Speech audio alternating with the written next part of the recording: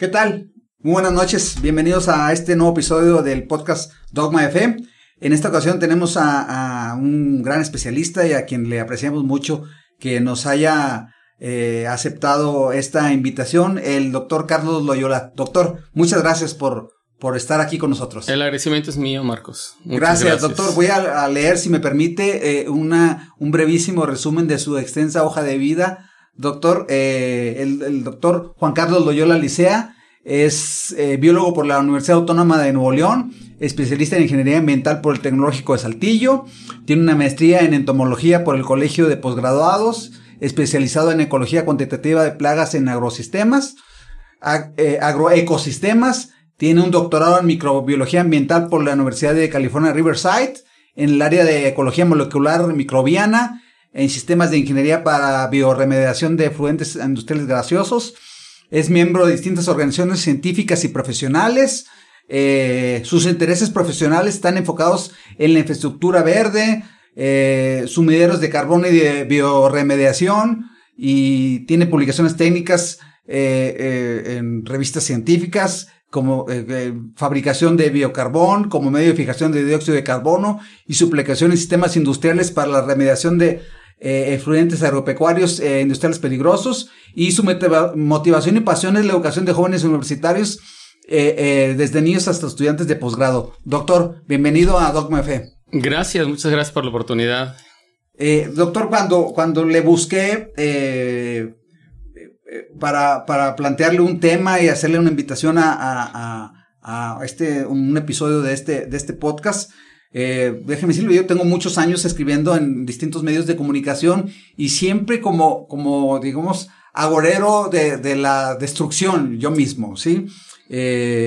Llamando a la preocupación por el cambio climático, por la deforestación de los bosques, por la eliminación de la fauna, pero mi punto de vista ha ido variando un poco ante la evidencia científica, doctor, y por eso esa es la invitación, porque no sé si la ciencia ha hecho predicciones en lugar de proyecciones, doctor, acerca del cambio climático y todo lo que nos han contado, y le voy a dar 5 puntos, rapidísimo, doctor. Si usted recuerda, en los 80s nos dijeron que la capa de ozono se estaba desapareciendo y que estábamos ya en una catástrofe, ¿sí? Nos dijeron que Nueva York para el año 2020 iba a estar inundado, doctor. Nos dijeron que los polos, el polo norte y el polo sur, que si vemos la Tierra, uno arriba, otro abajo, digamos, se estaban derritiendo, y después que el calentamiento global, en el cual yo creo, doctor, pero lo que no creo es en que la destrucción y el apocalipsis viene ya. Y una serie de teorías que se pusieron a hacer, como le digo, predicciones, no proyecciones. Y sí, hasta el momento, doctor, por lo menos por la ciencia publicada, si lo alcanzas a leer seriamente, no veo que hayan acertado ninguna. Y veo, doctor, que se juntan en Egipto, los líderes de las naciones, y van y llegan en sus aviones privados, doctor, y nos piden a nosotros que utilicemos bicicleta. Sí. Entonces, este episodio del podcast queremos llamarlo verdades y mentiras del cambio climático, doctor, y sobre eso quisiera que empezáramos, si usted está de acuerdo, esta conversación. Claro que sí. Bueno, me gustaría, porque es una cantidad de temas. Sí. El tema de la capa de ozono es otro tema. Sí, claro. Pero sí me gustaría tocarlo. Sí. Es importante lo de la capa de ozono porque un mexicano estuvo involucrado en el descubrimiento de su destrucción, que fue el doctor Mario Molina. Ya, claro, por su supuesto. tesis que la hizo en los 70s en Berkeley con el doctor premio Nobel. Sherwood Rowland. Ajá. Sí, exactamente. Y se llevaron 3 personas el premio Nobel junto con Crutzen, un químico de la atmósfera. Entonces son 3 personas. Y bueno, ellos se dan cuenta que el cloro se suelta de los clorofluorocarbonos, de estas sustancias que utilizábamos en los aerosoles, asciende lentamente a la estratosfera y destruye el ozono. Una molécula de cloro destruye 100,000 de ozono. Y esto se descubrió porque ovejas en el continente americano, en la Patagonia, se empezaron a quedar ciegas. Y es que la capa de ozono es un filtro para los rayos ultravioletas, que son muy potentes. Que en cierta cantidad está bien, pero no en exceso, por supuesto. Sí, ¿verdad? y entonces, bueno, hubo entre muchos acuerdos de países que se firmó y que es vinculante, es decir, están obligados a cumplirlo, reducir la producción, comercialización y uso de clorofluorocarbonos y sustituirlos por otros. Este es uno de los ejemplos en que ha funcionado estos acuerdos. Ese es el convenio del Protocolo de Montreal. Así es. Entonces, bueno, había un gran stock de clorofluorocarbonos.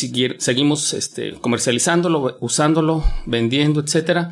Pero sí se redujo. De modo que ese hueco que está en las imágenes, ese hueco se ha cerrado de maneras intermitentes y es una evidencia de que las pruebas científicas que son tomadas por los gobiernos y que son tomadas en serio pueden ayudar a resolver un problema global. Entonces, la capa de ozono se puede volver a destruir si no mantenemos estas medidas. Entonces, el ozono se ha recuperado, pero porque ha bajado las emisiones de CFCs, de clorofluorocarbonos precisamente. Doctor, la pregunta aquí es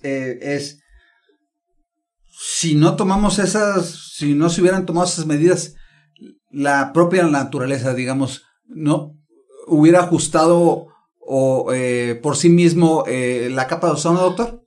Aquí es interesante porque aquí nos hubiera afectado a la civilización, a la humanidad. Ajá. De una manera muy directa, de modo que decenas, cientos o miles de personas tendrían cáncer de piel, que es muy doloroso, y lo sufrirían las personas en el polo sur principalmente. Cuando está frío, que es donde ocurren estas reacciones químicas de destrucción del ozono, ellos sufrirían esas intensidades. Entonces habría una reacción y esto no se autorregularía. Es decir, no hay un mecanismo de autorregulación en los ecosistemas porque eso está en la estratosfera.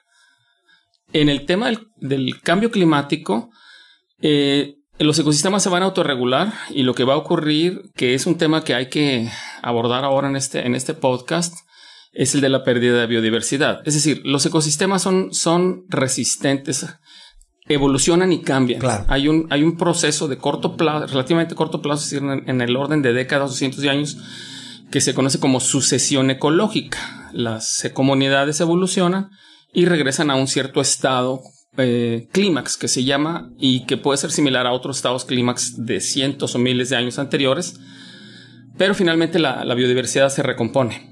Entonces, un tema que hay que abordar el día de hoy es que el cambio climático va a acelerar la pérdida de especies.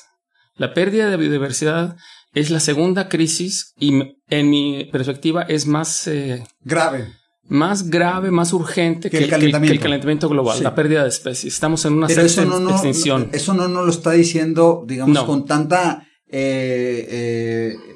tanto fervor la ciencia, porque quisiera hacer una diferenciación entre ser ecologista y ser ecólogo, doctor, ¿sí? Los ecologistas, qué bueno que son activistas. Yo no sé si usted le encuentra alguna utilidad a que una muchacha vaya y le aviente salsa de tomate a una pintura sí. de Van Gogh. Yo escribí sobre eso, a ver si deberíamos estar muy preocupados. No, creo que pierde validez y le resta al movimiento ecologista esas cuestiones dramáticas que hacen sí. de ir a dañar eso, ¿no? Estos días está circulando un video, empezó ayer de Greenpeace, nuevamente Greenpeace en las costas, al parecer en el Pacífico mexicano, ajá. Que le están pidiendo a una flota, no sé de dónde es el país, que no haga dragado en la placa oceánica para minería. Ya. Porque el fondo de los océanos no lo vemos y entonces no sabemos qué tan grave está la cosa, nada más con las flotas pesqueras. Ya. Y bueno, un punto interesante de los grupos ecologistas es que sí han llamado la atención de temas muy importantes, pero también han sido criticados. Un amigo mío de la Ciudad de México me dice, ¿has observado que Greenpeace no va contra las petroleras? ¿Cuándo has visto que Greenpeace se queje de las petroleras? Y yo me quedé pensando, buscando. Sí encontré un caso, pues sí, pero no del petróleo, sino de carbón en sí. Chile, contra unos glaciares en Chile. Sin embargo, al parecer, Greenpeace tuvo un impacto muy fuerte en Estados Unidos contra la industria nuclear. Sí. que sería un tema muy interesante porque Francia tiene el 70% de energía nuclear, lo cual no contribuye al cambio climático. Por ejemplo. Y ellos... y es muy segura la tecnología. Es muy segura, claro. Está muy estigmatizada por Chernóbil, doctor. Sí. Y entonces... Claro. Hay países que se salieron por completo de la energía nuclear, como es el caso de Japón. Claro, sí. Fukushima, lo que pasó fue gravísimo. Yo estaba allí en esa ocasión. ¿No se prepararon para un tsunami de esta magnitud? No, pero habría que ver entre el tema de emisiones de otro tipo de energías contra la energía atómica que está tan satanizada. Está satanizada. Los residuos están en pequeña cantidad, se pudieran controlar muy bien y se pudieran disponer de una manera muy segura. Y son 2 accidentes. Bueno, Chernóbil parece ser que sí, pues graves errores de ingeniería y graves errores humanos. Así es. Y Fukushima fue pues una eventualidad, una catástrofe inesperada, ¿verdad? Inusitada. Sin embargo, el punto es de los grupos ecologistas. ¿Qué rol juegan? Creo que se necesitan grupos ecologistas radicales, pero que también sean balanceados, porque también, por ejemplo, Estados Unidos, que es muy duro en sus negociaciones comerciales, ha frenado la entrada de atún mexicano, ha frenado la entrada de cítricos, de aguacate, a veces con pruebas en laboratorio, porque unos estudiantes de maestría encontraron que una pequeña larva atacaba un cítrico y dicen, en México hay una larva que ataca los cítricos, no te compramos cítricos. Siendo que nosotros compramos todas las artes pesqueras para capturar atún y nos seguían bloqueando. Entonces, bueno, es un tema también muy complicado porque están intereses económicos de por medio. Sí, a ver, como dice usted, a las grandes petroleras, las grandes empresas de este planeta, doctor, siguen siendo las mismas que de hace 150 años o de hace 120 años. Las automotrices, las petroleras. Doctor, sí. Y siguen teniendo y las productoras de gas siguen siendo las grandes compañías de este mundo. Exactamente. Y Greenpeace no lo veo decir una palabra. Es un tema interesante, es cierto. Al respecto, ¿verdad? A ver quién está financiando ahí. Y después, doctor, otra vez para regresar sobre el tema, ¿no siente usted que ha habido, que han fallado esas predicciones? Esas predicciones que hicieron predicciones y las compramos, doctor, como si fueran verdades absolutas y le piden a la humanidad hacer esfuerzos de dejar de consumir y de dejar de emitir, porque todos emitimos claro. Al medio ambiente. Y está nuestra huella de carbono, pero quizás a veces, doctor, y eso, sí, cuando se mide, si yo dejo de emitir y si las empresas dejan de emitir, al final viene repercutiendo en pobreza, doctor, en falta de empleos o la no creación de empleos, y viene en pobreza. Por eso digo si son fiables estos datos que nos dicen, por ejemplo, de la COP en Egipto, la COP que hubo en París, que es estas de los compromisos para dejar de emitir emisiones de carbono, llámese utilización de gasolina, petróleo, al medio ambiente, cuando no todos cumplen y cuando creo que la mayor parte de esas predicciones, que me parece muy mal que hayan hecho predicciones, no proyecciones, ¿sí?, han fallado, doctor. Bueno, creo que no tenemos suficiente información en medios. Tuvimos una conferencia aquí en Saltillo de una cátedra que se llama Gustavo Aguirre Benavides. Ya. Y estuvo el director de políticas públicas del INEC, que es el Instituto Nacional de Ecología y Cambio Climático, Semarnat, México. Y nos mostró una cantidad de eventos en México y en el mundo. Y sí las predicciones ya están, pero no las estamos viendo, no las tenemos condensadas. Por ejemplo, nos comentó, dice, Sonora es un estado muy árido. Hay riesgos de sequía en todo el norte, noreste del país. Y si por ahí hay una zona en Sonora que empezó a llover hace 2 meses y no ha dejado de llover. Es algo atípico totalmente. Parece el monzón de India. Ya. Pero no lo hemos visto en la prensa, en los medios, no lo hemos visto. Lo que sí vimos fue la sequía. La sequía sí lo vemos porque estamos esperando eso. Sí. Ahora, en los datos que nosotros tenemos, que sí son proyecciones. Creo que la prensa los traduce a pronósticos, sí. O predicciones, pero las proyecciones de los modelos sí, creo que sí son alarmantes. En la era preindustrial, en 1775 teníamos 280 partes por millón de CO2. Para el 95 incrementamos solo 100 partes por millón. Parece ser 100 en 1 millón, parece ser muy poquito, pero eso incrementó ya 1 grado centígrado. Ya. Este grado centígrado ha demostrado desde los años 2000 hacia acá que cada vez los últimos años son los más calientes de la historia. En el documental de Al Gore, que vale la pena recuperarlo para esto, una verdad incómoda. Sí, sí. Él dice, bueno, del 95 al 2005 fueron los 10 años más calientes de la historia. Y si nosotros volvemos a hacer la proyección, nuevamente estos últimos 10 años son los más calientes. Ahora, 1 grado centígrado para las personas comunes parece no ser mucho. Pues nada, a ver si pasa. Sin embargo, 36 o 37, pues qué tanto es. Hay dos consideraciones que hay que hacer. En el planeta Tierra, a nivel del Ecuador, ese grado centígrado significa que a nivel del Ecuador la diferencia es mínima, arribita de 1 solo grado centígrado, y a nivel del polo es cercano a 8 grados centígrados. Entonces, la cantidad de calor que está en el Ártico es grandísima. Entonces, el Ártico sí se está descongelando de una manera muy rápida y es donde se espera que sea más caliente porque la nieve y el hielo reflejan, es blanco y refleja todo. Cuando se empieza a descongelar es un ciclo de retroalimentación positivo, menos blanco, más calor y se va descongelando más rápido. Entonces, tenemos más huracanes más poderosos. Hay registros en Japón. Si ellos tenían por año 5 huracanes de cierta magnitud, ahora tienen 10 por año. El huracán Katrina que ingresó a Estados Unidos fue una alarma para ellos y cada vez hay más. Sí. Este año, me parece que fue este año, en México hubo una tormenta tropical, un ciclón que entró por el Pacífico, cruzó todo México y salió por el Golfo. Eso no lo habíamos visto. Hace unos 6-8 años entró un tornado de Texas hacia Piedras Negras. No teníamos tornados aquí en México. Entonces hay una cantidad de eventos que no los necesitaríamos concentrarlos, pero sí hay cada vez más eventos. Sí. Pero ¿no siente usted, doctor, que hay por supuesto, más, a ver, no creo que nadie podríamos poner en duda con hechos científicos y con datos duros, o sea, que digamos que el dato mate al relato, doctor. Ajá.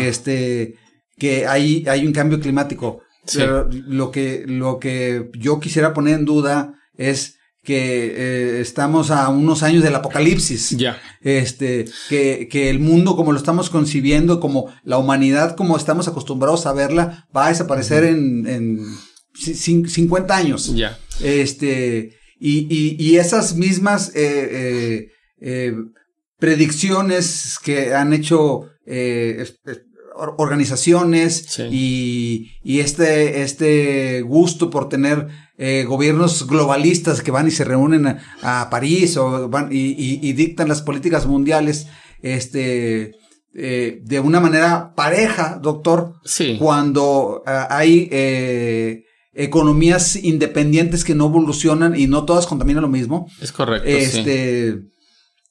Han quedado de ver eso y cómo le dices, me hablaba usted de Al Gore que cobra $250,000 por ¿cuántos viajes en avión hace también? Por conferencia y su huella de carbono es gigantesca, claro. Es enorme, sí. Claro. Entonces son muy contradictorios. Creo que esta muchacha que es muy dramática, esta jovencita Greta Thunberg, algún día va a demandar a sus papás, porque por la utilización de su imagen como niña para esto y decirle a los adultos cómo se atrevieron a hacerlo.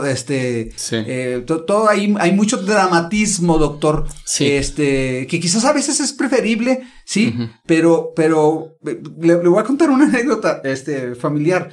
Estábamos en la casa y yo estaba a punto de tomarme una cosa con popote y entonces mi hija Regina, la más chica, me dice, no tomes con popote, papá, que no sabes que puede terminar este popote ahogando a una tortuga. Le digo, a ver, hija, estamos en Saltillo, digo, para quienes nos ven y nos escuchan en las distintas plataformas de redes sociales, estamos grabando desde Saltillo en el norte de México.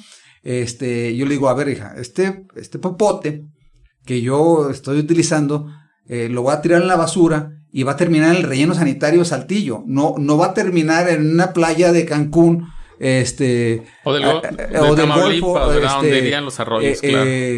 Me parece que hay un gran dramatismo, doctor, y un gran alarmismo, y le digo, yo mismo tengo 15 o 20 años escribiendo artículos llamando a la urgencia de esto, pero mi opinión ha ido variando un poco, porque creo que hay un gran dramatismo en los llamados a que el cambio climático va a acabar con este planeta ya. Sí. A ver, entiendo que si seguimos así, queriendo todo al mismo tiempo, pues por supuesto que va a ocurrir, pero no está ocurriendo ya, doctor. Sí, pues creo que hay que ver varias aristas. Una que me llama la atención, que estoy de acuerdo contigo, es que se ubica a México en la posición, me parece que 10 o 15 de los mayores emisores de dióxido de carbono entre la lista de países. Sin embargo, nosotros emitimos el 1.5. Estamos en la posición 10. Y nos piden sacrificios como si fuéramos un país altamente industrializado. Sin embargo, los industrializados ya se industrializaron y son los que crearon todo este caos desde hace 200 años. Sí, Inglaterra, Estados Unidos. Cuando surge este convenio, este protocolo de Kioto, ¿cuáles fueron los países que no firmaron? Estados Unidos y Canadá y Australia. China no firmó. China dijo, yo necesito industrializarme, necesito sacar a la gente de la pobreza. En estos años han sacado a 300 o 600 millones de gente de la pobreza. Es un caso exitosísimo. Entonces hay un balance entre desarrollo, estancamiento o conservación climática también. Entonces, los ciudadanos aquí en México que dicen, oye, deja de emitir, deja de producir petróleo, pues dejen de consumir gasolina. Si bajamos el consumo, entonces ya no va a haber necesidad de producir petróleo.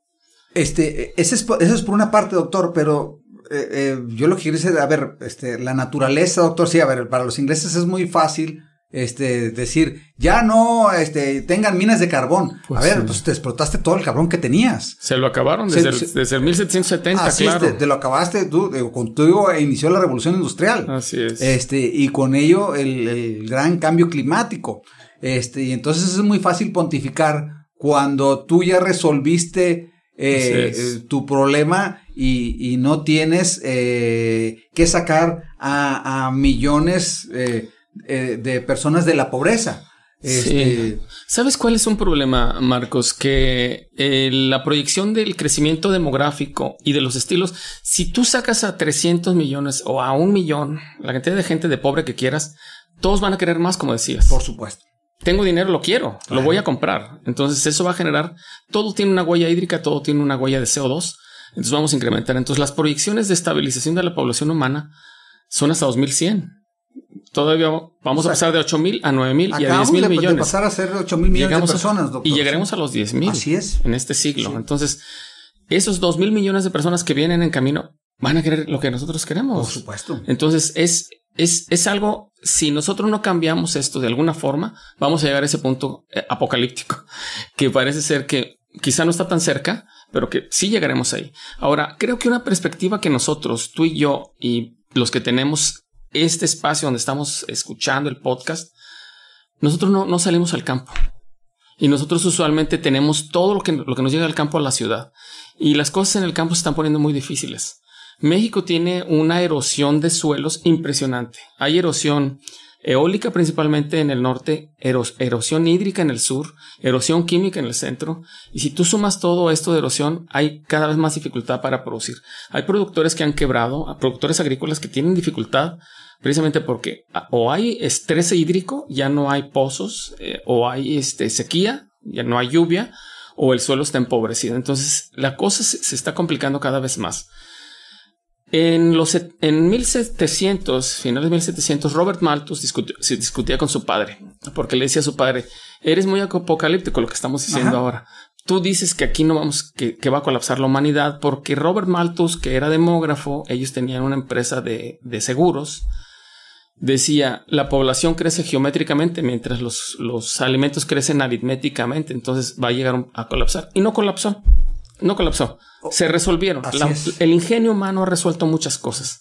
Yo el problema que veo es que para nosotros abastecer de todo lo que la gente en las ciudades pedimos, estamos tumbando cada vez más ecosistemas. Por eso la otra crisis de la que hay que hablar y que hay que subirle de grado, creo que es la de la biodiversidad. Creo que esa es la gran crisis. Para mí, doctor, esa es la gran crisis y se la lleva el tema de los combustibles. Y digamos, la atención la acaparan los combustibles fósiles, doctor. Sí. Porque después también hay toda una serie de intereses. Claro. Sí, económicos metidos ahí, y hay que decirlo, doctor, sí. Elon Musk, claro, vendiendo sus autos eléctricos, las armadoras de autos ahora queriendo migrar a autos eléctricos, doctor. Claro. Y cuando observamos los autos eléctricos, a ver, discúlpenme, pero el acero con el que se fabrican los autos eléctricos vienen de una industria metalúrgica que consume carbón. Claro. A fuerza consume carbón. Así es. No hay forma. Entonces el acero, claro. Y el aluminio también.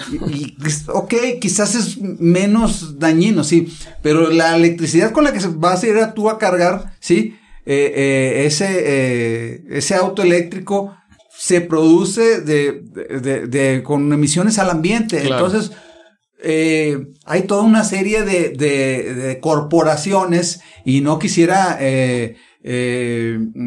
ver conspiraciones globalistas aquí, doctor, pero también se ven intereses económicos claro, alimentando discursos claro, fatalistas respecto al medio ambiente, que quizás, por eso repito, tienen el interés de que, ve modificando tu consumo hacia los autos eléctricos, pero Pero necesitamos una fuente de energía limpia.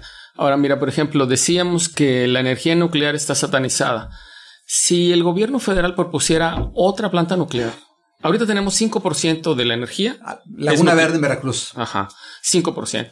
Si pones 2 o 3 plantas más, puedes llegar al 15 o 20%. Si tienes alta tecnología, esa tiene una huella de CO2 muy baja y una huella territorial muy baja. No es como las presas. Las presas tienen un impacto ambiental grandísimo, pero ya están ahí las presas. Ajá. ¿Quién está hablando de energía nuclear? La gente le tiene miedo. Es Satanás en el tema de energía. Tal cual. Entonces, y tenemos uranio. México tiene uranio, tiene, no sé, 8,000 toneladas de uranio que te alcanzan para muchísima energía. ¿Por qué no estamos hablando de eso? Porque hay empresas que están tratando de meter sus parques eólicos que tienen una huella territorial grandísima, que tienen contratos con los ejidatarios, con los campesinos que no han cumplido. Las fotovoltaicas tienen una huella territorial grandísima. Lo mismo, doctor. Y también necesitan acero, necesitan sílice, necesitan bancos de arena. Tienen impactos muy grandes, sí, y no generan trabajo. No, ya instaladas no hay trabajo. Están solas, se manejan solas, doctor. Sí. Pero entonces sí hay intereses corporativos y hay personas mexicanas de mucha influencia metidos para que esas prosperen. Sí, a ver, están los grandes grupos empresariales de México y de los grandes grupos globales, doctor. Y expolíticos. También afamados, ¿no? Metidos en proyectos eólicos y fotovoltaicos que, oye, pues qué bueno que lo estás haciendo, pero ahí, vamos, todo tiene un costo. Quizás ese tiene un costo menor, doctor, pero tiene un costo. Claro. Porque yo la pregunta que le hago es, doctor, ¿hay algo realmente sustentable en este mundo, doctor? O sea, ¿hay algo que digas tú, no tiene afectaciones sobre el medio ambiente? Pues no. Lo que hagamos. Pero hay unos menos que otros. Unos menos que otros, pero fíjese cómo en nuestra psique nos los vende y Televisa hace 1.5 grados para salvar al planeta como si estuviera pasando mañana. Sí, claro. Y no quiero decir que no nos alarmemos, doctor, sí. Lo que quiero decir es que nos preparemos, nos informemos y por eso es esta invitación a que con su conocimiento nos diga a ver que los mitos, las verdades y las mentiras sobre el cambio climático. No es muy popular, doctor, hoy decir si hay mentiras sobre el cambio climático, y hay verdades a medias y y verdades que son realidades que están ocurriendo, pero ¿cómo le dices a un matrimonio que recién acaba de juntarse, digamos, sí? Que no compren un auto. Que no compren un auto, sí, cuando el que se lo está diciendo es claro. alguien que viene a dar una conferencia y se va en su jet privado, doctor. Exactamente. Claro. Me parece que hay muchas dualidades y en el debate, doctor, del medio ambiente que le restan seriedad al tema. Y como usted dice, creo que deberíamos estarnos preocupando más sobre lo que está pasando con las especies animales y las especies en los ecosistemas. En los ecosistemas, sí. que por supuesto el cambio climático sí, pero digamos el discurso de cambio climático se lo está llevando todo, porque hay actores y actrices muy dramáticas que le ponen como dramáticos, mucho dramatismo al debate, y después cuando comparamos estadísticas, pues a veces no ocurren como tal o no ocurren en la fecha que dijeron, ¿sí? Fíjate que yo no alcanzaba a comprender esto que estás comentando. En el año 2000 empezó muy fuerte de las políticas de Semarnat federal. Sí. En Semarnat está el Centro de Educación y Capacitación para el Desarrollo Sustentable, SECADESU. Ellos venían trabajando mucho con bioculturalismo, con recuperar el conocimiento ancestral indígena, plantas, la herbolaria mexicana, que también el tema de la salud es un gran tema porque las farmacéuticas también se han apoderado de los recursos de la naturaleza, etcétera. Y luego en el 2000 me llamó mucho la atención que Semarnat metiera tan fuerte el cambio climático. Vino, creo que se llamaba Salvador Morelos, el director de SECADESU de niños de los 2000. 2000 o 2000, sí, 2005 por ahí, 2005. Y vienen y nos dan una conversación y le digo, me parece que están poniendo demasiado énfasis en esto, siendo que tenemos 60% de pobres en México.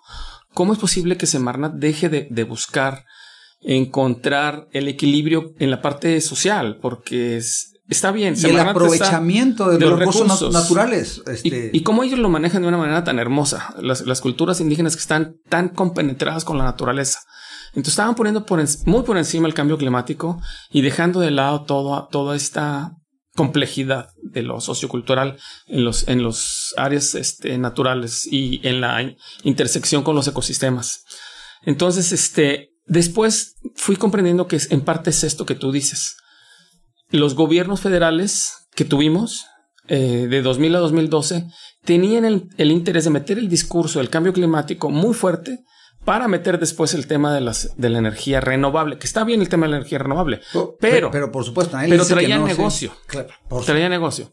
Que no uno de ellos es asesor de una de estas grandes empresas. Sí. Es asesor, le están pagando en millones de dólares. Entonces nos vendió a todos la idea y está bien que la gente quiera energía renovable. A ver, secretarios de energía, doctor, secretarios de energía de los gobiernos neoliberales terminaron siendo empleados de empresas, sí.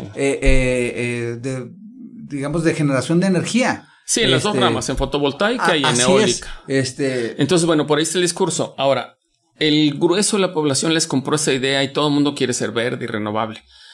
Pero hay otros aspectos que, por ejemplo, nadie quiere sacrificar. Por ejemplo, el consumo de carne roja tiene una huella de CO2 muy grande. Es brutal, ¿verdad, doctor? Y una huella hídrica grandísima. Yo el día de hoy traigo unos zapatos de piel vacuna, que los llevé a mi clase para hablar de este tema con mis estudiantes. Entonces, Semarnat, de hecho, generó una tablita con productos y la huella hídrica. Viene un vaso de naranja, un vaso de café, un vaso de cerveza, un conjunto de cosas. Y el que más consumió agua fueron los zapatos. 8,500 litros por un par de zapatos de agua. 8,500 litros por agua. Una barbaridad. En Torreón se utiliza 1,000 litros de agua por 1 litro de leche. Pero no queremos voltear a ver eso. Además de esa huella hídrica, tiene una huella de CO2. Porque están protegiendo intereses corporativos, doctor. Es mucho dinero. Así es. Y por ejemplo, me dicen los estudiantes, pero en realidad es grave lo que está pasando. Y la estadística es que por minuto en Brasil se arrasa una superficie equivalente a 4 campos de fútbol para meter más vacas. 4 campos de fútbol por minuto están los trascabos de una manera impresionante. Es muchísimo. Lo que pasa es que el Amazonas es muy grande, pero no debiéramos de mantener ciertos estilos de vida que como individuos también podemos contribuir. Es decir, creo que sí hay grandes intereses económicos que nos han movido y que no nos cae el 20. Seguimos nosotros metidos en ese dogma de fe. Sí, es un dogma, sí, de salvar al planeta. Y claro que hay que salvar al planeta, doctor. Es el único lugar, es el único planeta que tenemos. No vamos a ir a ninguna parte, doctor. Sí.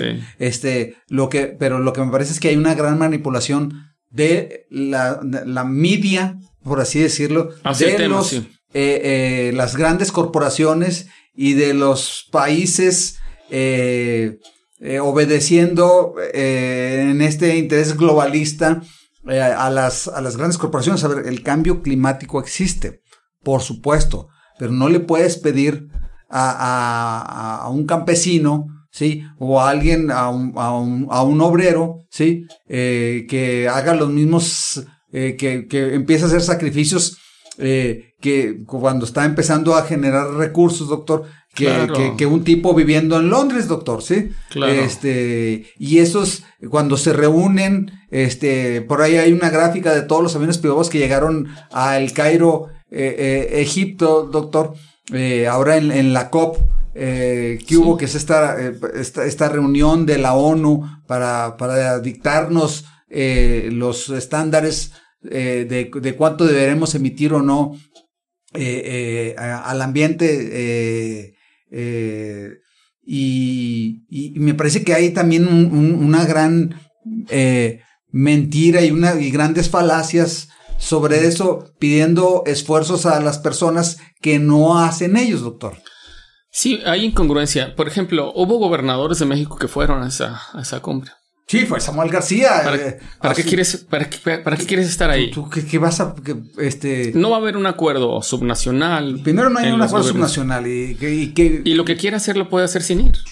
Entonces es turismo político. Claro, lo que quería es los reflectores. El reflector, y entonces otra vez me parece que pierde seriedad el debate, doctor, cuando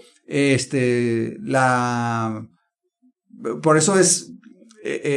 hablando de Nuevo León, usted sabe todo el discurso que ocurrió por la crisis de agua ahora en el verano, y que terminó resolviéndose cuando llegó la temporada de agua, doctor. Claro. Entonces, sí, por supuesto hay calentamiento global, sí, por supuesto, pero en donde entendemos que hay cosas que son ciclos, doctor, y por eso usted, y cosas que auténticamente están pasando.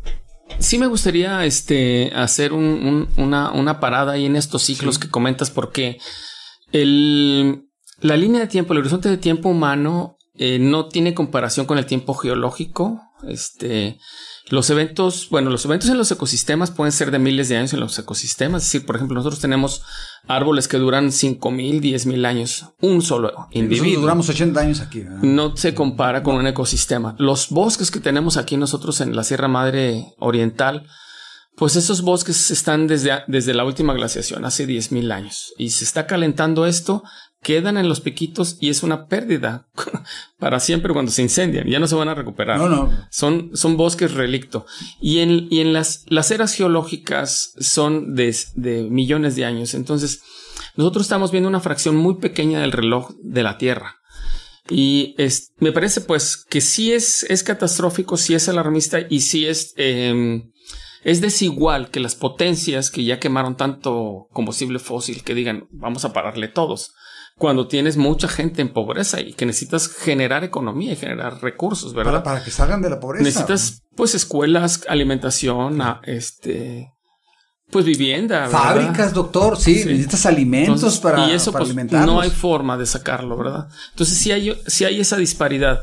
Pero entonces yo creo que sí vamos a llegar a una crisis, quizás no en 10 años, pero en las proyecciones que te decía yo que llegamos a 380 partes por millón en el 95, ahorita estamos en 416. A la velocidad en la que vamos, creo que para 2030 podríamos llegar a 700 partes. Si continuamos los negocios como lo estamos haciendo. Es decir, a nivel planetario hay diferentes responsabilidades. Hay países más grandes, más pequeños y todo. Pero sí es grave la situación. Sí es grave y creo que nosotros no lo alcanzaremos a ver, pero nuestros hijos sí van a alcanzar a ver. Y esas tormentas y estos días más cálidos, porque también hay que recordar que son decenas de miles de estaciones meteorológicas. Entonces, para que saques un promedio de 1.1 grados más, pues algunas estaciones no se movieron y otras se movieron 5 grados, otras... Entonces, creo que ese es muy buen dato, ¿eh? Entonces, por ejemplo, Mexicali, que tiene 45 grados, pues llegó a 50. Entonces dices tú, bueno... Ellos aumentaron 5 grados, no 1.5, ¿verdad? Solo quizás un día o 5 días al año. Es decir, no te promedia entre todos los miles de estaciones meteorológicas y en todas las latitudes del planeta, pero la gente de Mexicali va a decir, es impresionante, o sea, es muchísimo. En ese momento sí, pero ahora yo voy al histórico, doctor, sí, porque quizás, no he visto el dato, sí, y lo estoy aceptando en este momento. Quizás si revisáramos las temperaturas de Mexicali, quizás hace 50 años, doctor, que no hablábamos de cambio climático, tuvieron una temperatura igual.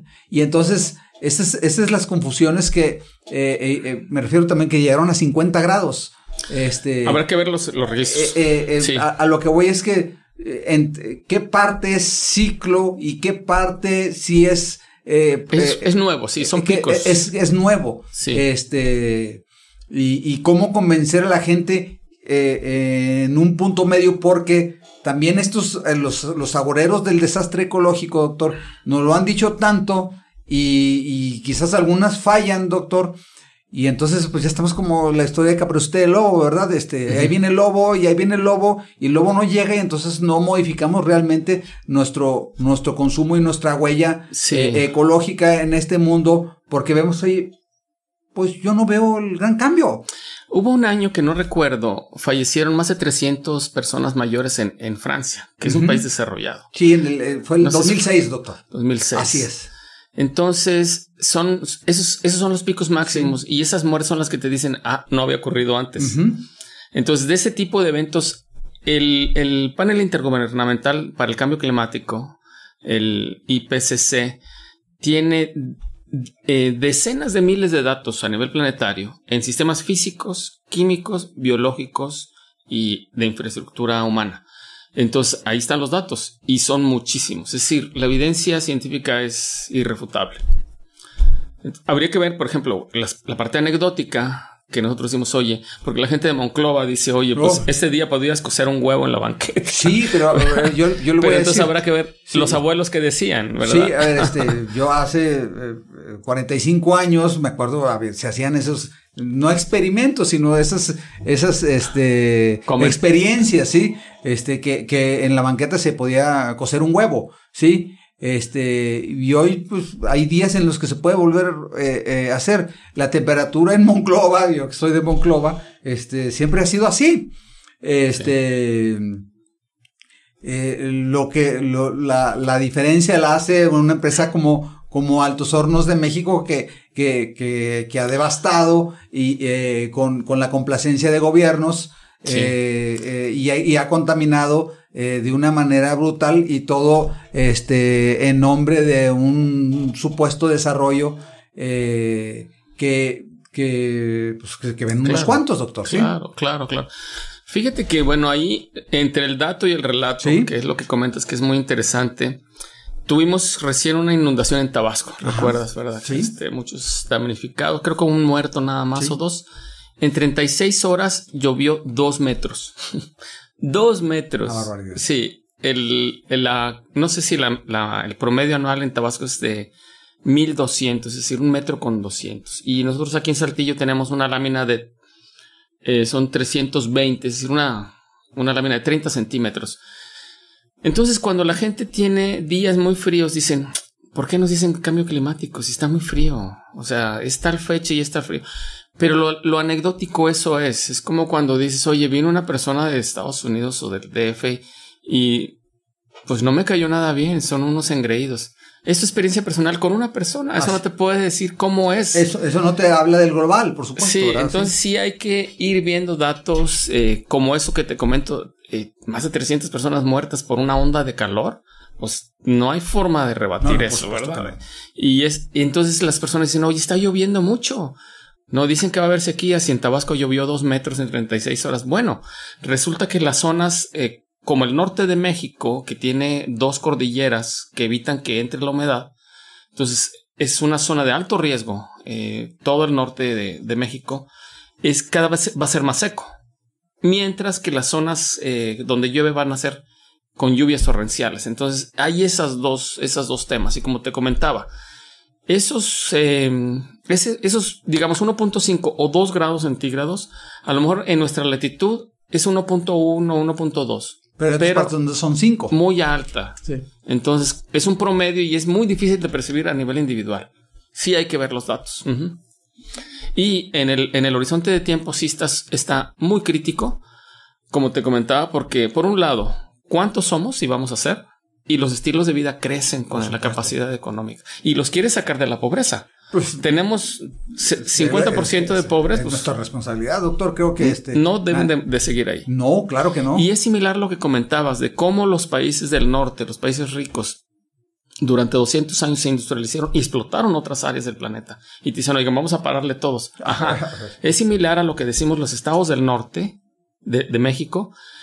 Los estados del norte de México recibimos subsidio por décadas del sur de México. Así es. Todo el PIB de Campeche, de Tabasco, era 3 veces el PIB de Nuevo León y Coahuila. Altísimo. ¿Cómo están allá? Pobres. Todo ese dinero lo agarró el gobierno federal y desarrolló el norte. Y ahora el norte dicen, oigan, no. El sur no debe de hacer esta obra. El sur no debe hacer esta otra obra porque van a tumbar tantos miles de árboles, el jaguar, que no se desarrollen, que se queden en la edad del neolítico, sí, porque queremos la selva, ¿verdad? En justicia, sí, el petróleo extraído de esos territorios, doctor, sí, ha contribuido al desarrollo del norte, doctor, sí. Y ahora estamos muy críticos porque están haciendo un tren y porque están haciendo una refinería. Y entonces dicen, ¿cómo es posible que sigan apostando el petróleo? Doctor, a ver. Nosotros somos los que estamos demandando el petróleo. Sí, a ver, no compres petróleo. Empieza a ser una bicicleta, ¿verdad? Además, todo el mundo está feliz con el capitalismo.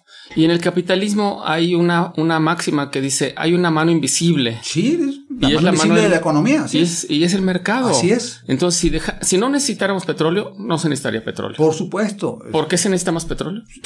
Es la mano invisible y somos nosotros. Así es.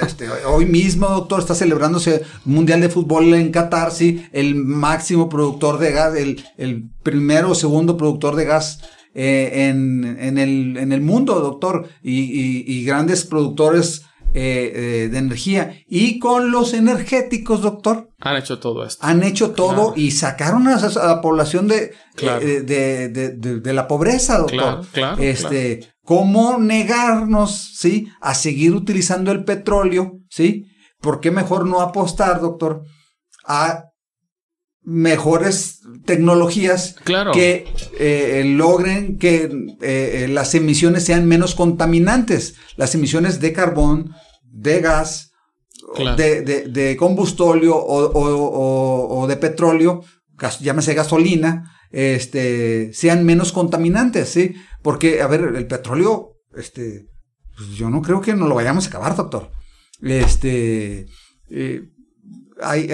Estados Unidos sí hace una cosa, muy inteligente, es compra y compra y compra, sí, petróleo, sí, y es capaz de desatar una guerra, si pone en riesgo su suministro petrolífero. Lo aprendieron en los 70, ¿verdad? Con la OPEP. Los grandes, unas de las grandes reservas de petróleo las tienen ellos. Claro. Sí, claro. Entonces. Y les van a usar. Sí, entonces no consumen su petróleo porque de manera estratégica lo están guardando. Claro. Y consumen externo. El externo, sí. Sí. Y no creo que lo están guardando para no utilizarlo, doctor. Sí. Lo están guardando para cuando los otros países se lo hayan acabado, utilizar el de ellos. Fíjate, una cosa que pudiéramos hacer como individuos en este tema, por ejemplo, el petróleo, es decir, a ver, somos muy conscientes y queremos que los gobiernos y los mandatarios tomen medidas. Bueno, compremos nuestro auto híbrido. El problema es que a mí no me alcanza ahorita para comprar un auto híbrido. Son carísimos, doctor. ¿A quién le alcanza? Sería genial tener un auto híbrido porque te dan triple rendimiento. En un auto estándar que te da 10 kilómetros por litro, te va a dar 30. Ya es una gran cosa. Por supuesto. O instalemos calentadores de agua pasivos solares y ya le vas a bajar el consumo de gas en tu calentador de agua, en tu boiler. Y hay una cantidad de cosas que podemos hacer. Fíjate. De pequeñas acciones, doctor. Pequeñas acciones. Entonces, sí, incluso en las colonias de interés social, puedes ver muchos calentadores de agua, afortunadamente. Y eso es un ahorro increíble de gases de efecto invernadero. Porque un dato. Y un ahorro para el bolsillo para también el bolsillo, de las familias trabajadoras, que siempre doctor. Va empatadas las dos cosas. A nivel global, la radiación solar es de 1 watt por metro cuadrado. La energía, 1 watt por metro cuadrado. Tú eres ingeniero electrónico, ¿verdad? No, metalúrgico. Metalúrgico, ajá. Pero sabes de esas cosas. Sí.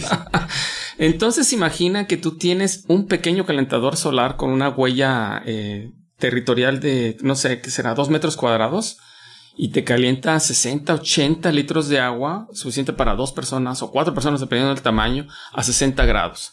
Y te ahorras bastante. Es de ponerlo en paralelo en línea, con tu calentador de gas, y te vas a ahorrar muchísimo. Sí, creo que el problema es el acceso a esa tecnología, doctor, porque el mercado nos lo pone carísimo, doctor. Son muy caros. Bueno, ¿sí? Hice un viaje yo con mi esposa a Michoacán. Estaban tan baratos que compramos 5. No, pues, llegamos aquí y los vendimos a precio. Sí. Súper bien. Sí, pero está muy caro. Aquí está carísimo. Entonces es otra vez. Entonces te obligan a seguir consumiendo fósiles. Combustibles fósiles. Sí. Y es esta parte de esta dicotomía que existe en el mercado. Consume combustibles fósiles, pero no consumas combustibles fósiles. Pues ¿qué hace la gente? Mira, hay también, mi esposa y yo construimos nuestra casa en 2009. Yeah. Entonces yo me compré 2 libritos de energía solar, de casas solares se llamaba. Hay sistemas solares pasivos. Y bueno, eso sería como que un punto de reflexión para todos, ¿verdad? De salirnos de nuestro dogma de que dependemos totalmente de los fósiles y buscar alternativas. Después de comprender algunas cosas, nosotros tenemos un calentador ambiental de ambiente solar. Es decir, que nuestra casa da casi al sur, casi directamente al sur. Yeah. Y tenemos un pequeño porche, una estructura metálica y la forro de plástico. Un plástico que me cuesta $800. Se calienta toda la tarde y a las 12, 1 de la tarde empieza a meter una cantidad de calor que no te imaginas. Desde que lo instalamos ya no usamos gas para calentar la casa. Todo el invierno está calientito en nuestra casa. Excepto cuando hay una semana, 10 días muy nublados, entonces ya se nos enfría. Es un calentador solar pasivo, pero de aire, ambiental. Entonces hay que pensar en alternativas nuestras. Ojalá y en un próximo episodio, doctor, podamos hablar específicamente de eso y decirle a la gente, a ver, aquí hay 5 soluciones que podamos hacer, claro. Que podemos hacer 5 pequeños esfuerzos, ¿sí? Que podemos hacer y que no solamente vas a contribuir al medio ambiente, también viene a tu bolsillo. Te ayuda muchísimo, sí. Y viene a tu bolsillo y a tu calidad de vida, porque como dice usted, mantiene caliente mi casa, y a una temperatura ambiente, pues que no lo quiere, ¿verdad? Por supuesto. Así es. Entonces, bueno, ahorita todavía está normal para el verano, pero como ya viene una onda fría, quizás en 1 o 2 semanas lo instalo para que lo conozcas. Porque me encantaría, doctor, es una solución tan económica. Mi hijo rentó una casa pequeña. Me dice, oye, no sabemos qué hacer. O sea, estamos ya por comprar otro calentador. Está muy fría la casa. Le digo, y ponle un plástico en el patio. Y en el patio no puso una estructura de plástico vertical, sino cubrió todo el patio. Y están felices. Y muchas personas pudieran hacer pequeñas medidas y dejar de consumir fósiles. Es decir, que sí es cierto que hay esa disparidad entre los que consumen, ya sea como países o como individuos, como Al Gore, que es válido, muy válida la observación. Sí. Pero todos podemos contribuir cada vez con muchas pequeñas acciones. Uh-huh.